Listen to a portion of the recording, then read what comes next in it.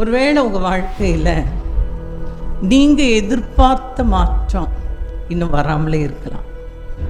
நீங்கள் ஜெபித்த விண்ணப்பித்த எதுவுமே நடக்காமல் கூட இருக்கலாம். நீங்கள் உடைஞ்சு போயிருக்கலாம், வியாதி நடுவில் இருக்கலாம், பண தேவையில் இருக்கலாம், அழுது கொண்டே கூட இருக்கலாம். நீங்கள் நம்பினவர்கள் உங்களை கைவிட்டு இருக்கலாம், ஏமாற்றி இருக்கலாம், குற்றப்படுத்தி இருக்கலாம். சொல்லுங்க, குற்றப்படுத்தி இருக்கலாம், காயப்படுத்தி இருக்கலாம்.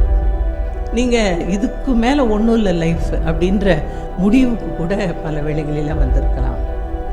ஆண்டவராகிய தேவன் எப்படிப்பட்டவர், அவர் எப்படிப்பட்டவர் அப்படின்னு பார்க்கும்போது நமக்கெல்லாம் தெரியும். ஒரு தகப்பனுக்கு 10 பிள்ளைகள் இருக்கிறாங்கன்னு வச்சுக்கோங்களேன். 10 பிள்ளைகளுக்கும் சாப்பாடு போடுவார். ஆமாம், இந்த 2 பிள்ளை நல்ல பிள்ளை, இவனுக்கு சோறு போடு, இந்த மீதி இருக்கிற 8க்கும் பட்னி போடு, அப்படியே போடுறாரு. 2 திட்டாது அடிச்சிட்டாது என்னதான் செய்யுது, அதே பிரியாணி யாருக்கு.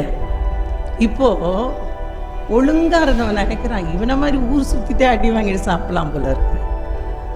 அல்லது இவன் நினைக்கிறான், சே நம்ம எவ்வளோ தப்பு பண்ணாலும் நம்ம அப்பா நம்மளை நேசிக்கிறாரு. இதில் எது கரெக்டு, எது கரெக்டு?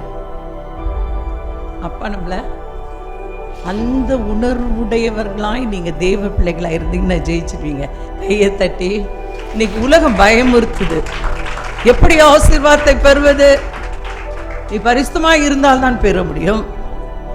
நிறைய கேள்வி கேட்டு நிறைய பதில் சொல்லி அது முடியாததுனால தான் நான் பெற்றுக்கொள்ளலைன்னு நினைக்கிற உங்களுடைய சுயம் தவறு. ஆமாம், சொல்லுங்க. ஆமாம், நான் எப்படி பெற்றுக்கொள்வது? எங்கள் அப்பாவுடைய அன்பு எனக்கு தெரிஞ்சால் நான் பெற்றுக்கொள்வேன். ஆமாம்.